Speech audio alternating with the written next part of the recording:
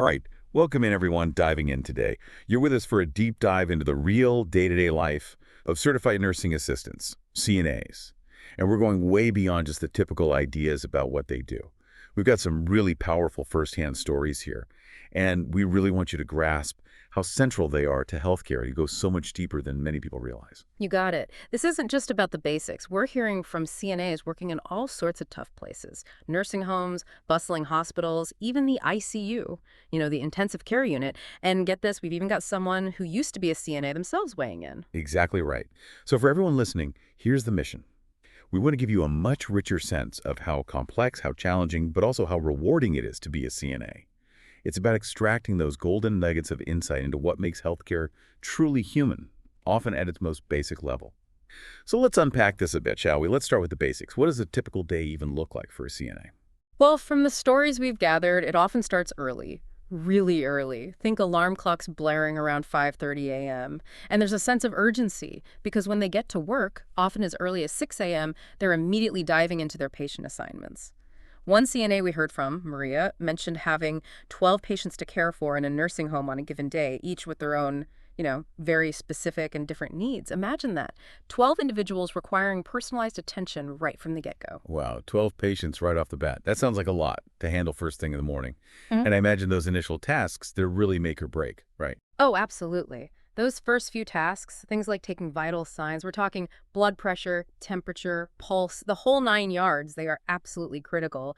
As Maria pointed out, even overlooking a seemingly small change could have huge consequences. Think of those CNAs in that moment as like a canary in a coal mine. Their early detection of subtle shifts, often through those vital signs, can be a crucial early warning system that even all our fancy technology can't completely replace. It could be the first sign of something like sepsis or another issue brewing. There's really no room for just going through the motions. It's really fascinating to think about that initial assessment, isn't it? It highlights how crucial the CNA is that first line of observation. It's not just about numbers on a chart, is it? There's that human intuition at play. Exactly. There's this big emphasis on that gut feeling, as one of our sources put it. It's that experience they build up day after day of being there with the patients, observing those tiny changes in a patient's behavior or how they're feeling that might not even register on a monitor yet. That intuition that comes from experience is incredibly valuable and something that develops over time from direct patient care. Okay, so they've started their day, gotten their assignments, done those crucial initial checks. What's next? It seems like morning care is a big chunk of their routine, right? Yeah, it really is. And it's so much more than just those basic physical tasks you might picture, like showering and helping people get dressed. We came across some really powerful stories about the challenges involved and the ways CNAs have to adapt their approach for each person. It's not just about getting someone clean. It's about really building trust and understanding what that individual needs, even without them having to say it. I'd love to hear more about that. Can you give us some specific examples of how they navigate those individual needs? What does that look like in practice? Absolutely. Well, Jake, a CNA who works in a hospital, shared a story about Mr. Thompson, a patient with dementia who really hated taking showers. And it wasn't just physical resistance, it was like there was this emotional piece to it, too. Jake found that playing Frank Sinatra, talking about Mr. Thompson's grandkids, and just, slowing the whole process down made a world of difference. It really shows how important it is to preserve a person's dignity, even in those seemingly basic tasks. It's about seeing the person beyond just what needs to get done. That's such a great example of going beyond just the physical, isn't it? Hmm. Connecting on that emotional level. It's so important. It really is. And then we have Mrs. Chen, a patient recovering from hip surgery. She was expressing how she felt like she was a burden. Jake's response, and it was so simple, he just said, "Helping you is why I'm here." But it speaks volumes about the kind of emotional support CNAs provide. These might seem like small interactions on the surface, but they can mean so much to patients, especially those feeling vulnerable or alone.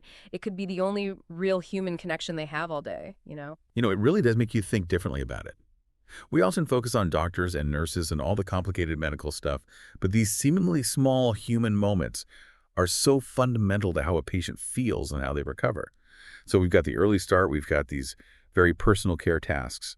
But I'm guessing things don't always go as planned, do they? Oh, no, not at all. Unpredictability seems to be built into the job, especially in places like the ICU, as Lisa, a CNA who works there, described.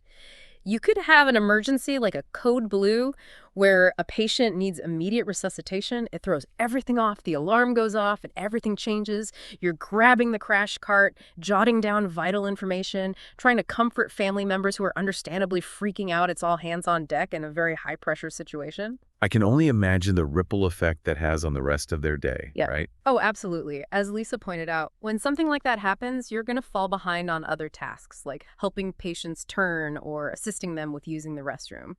But those things are still super important to prevent things like pressure sores, which can happen when there's prolonged pressure on certain areas, cutting off blood flow and damaging the skin. So it's this constant race to catch up while still providing quality care and trying to prevent more problems. So how do they manage all these competing demands? What are some of the strategies they use to stay on top of things when the unexpected inevitably happens? Time management is a huge part of it. Lisa mentioned something called cluster care. And this isn't just about the CNA saving time, it's actually about minimizing how often we're bothering the patients, which can be especially important for them to get the rest they need to recover. It involves grouping tasks together, so for example, doing medication reminders, helping with toileting, and repositioning all in one go when you're in the patient's room. It helps reduce interruptions and maximize efficiency in a really busy and unpredictable environment. That makes a lot of sense, being strategic and efficient, while also minimizing disruptions for the patients. It sounds like a real balancing act. And I think there's another crucial aspect to their work that we haven't touched on yet.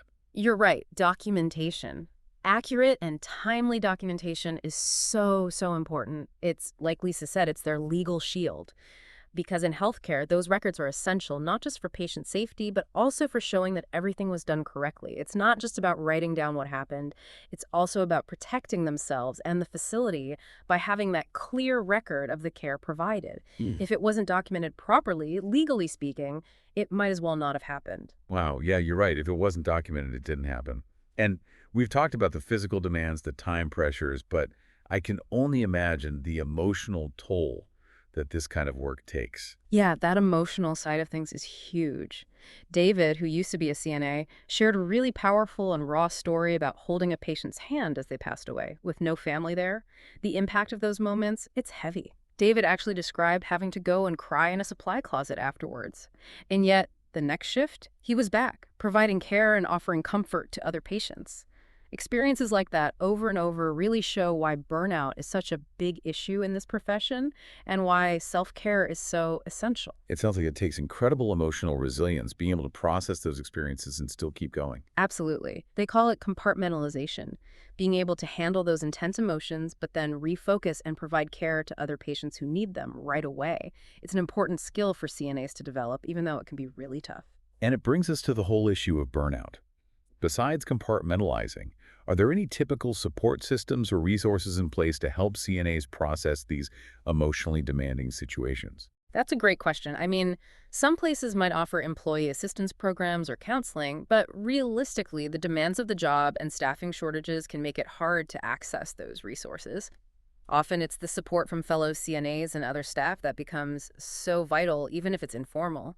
Sharing experiences and knowing you're not alone in facing those tough emotions can make a big difference. Makes sense. You can't pour from an empty cup, as they say. Yeah. But amidst all these challenges, it sounds like there are moments that bring real meaning and satisfaction too. Yes, definitely. Aisha, who's a pediatric CNA, she told this really heartwarming story about a teenager who had a traumatic brain injury. This teen took their first steps after being bedridden for months. That feeling of joy and accomplishment in that moment, Aisha said they were cheering like they'd won the Super Bowl. That kind of thing is a powerful motivator. It reminds you that even when things are tough, progress and positive outcomes are possible.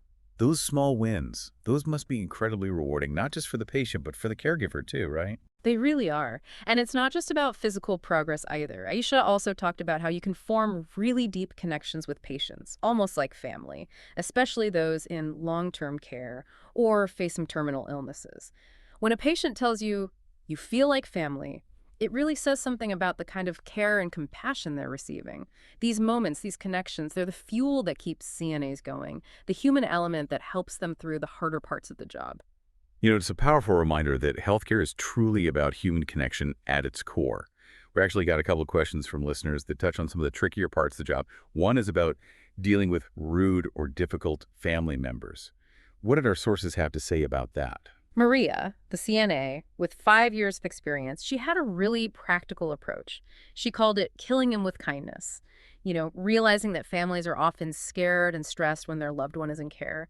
But she also emphasized that it's important to set boundaries, to make it clear that yelling at staff or mistreating them is unacceptable. It's this balance between being empathetic to the family situation and respecting yourself as a caregiver. That makes sense, but it sounds tough. Do you think that kill 'em with kindness approach ever backfires? Are there times when being more direct is necessary, or could that just escalate things? That's a really good point. While trying to de escalate through empathy is often the first step, our sources also mention that it's important to loop in supervisors or charge nurses if a family member continues to be abusive or if they keep crossing those boundaries. It's about ensuring the safety and well being of the staff while also addressing the family's concerns through the right channels. It's about knowing when to reach out for help, right? And the other question we got was for people just starting out as a CNA, what kind of advice did our CNAs share? Jake, the one from the hospital, he gave some really practical and heartfelt advice for newbies. He emphasized how important it is to invest in comfortable, supportive shoes, which anyone who's on their feet all day can appreciate. He also mentioned that you need to develop a thick skin, which, says something about the difficult interactions they might encounter. But maybe the most important thing he said was for new CNAs to understand the significance of their role. He said they're not just a CNA. They're the eyes, ears, and heart of the team. They're the ones providing that crucial firsthand information and human connection with patients that no one else can truly replicate. That's a really great way to put it. The eyes, ears, and heart of the team. It really highlights how essential they are in patient care and how much the entire healthcare team relies on them. So as we wrap up this deep dive into the world of CNAs, what are some of the key takeaways for you looking back at everything we've discussed? For me, it's a profound appreciation for just how multifaceted this work is. It's so much more than just the physical tasks we tend to associate with it. They need incredible emotional intelligence to connect with patients in vulnerable moments, quick thinking to handle those unpredictable situations, resilience to cope with the emotional weight of it all, and genuine compassion that drives them to provide such essential care, often under really difficult circumstances. These individuals are truly on the front lines, providing vital support and that crucial human touch. Absolutely. And it makes you think about all that unseen work and emotional labor that goes into providing good patient care every single day, right? So what's one small thing our listeners can maybe take away and actually do in their own lives based on what we've learned today? I think this suggestion we came across is really meaningful. The next time you run into a CNA, whether it's at a hospital, a nursing home, or anywhere else, just consider offering a small gesture of appreciation, a genuine thank you, acknowledging their hard work, or even just a smile. It can mean a lot to them and show that you recognize their dedication and the crucial role they play. I love that. It's about remembering the person behind the uniform, right? Mhm. Acknowledging how vital they are to keeping healthcare human.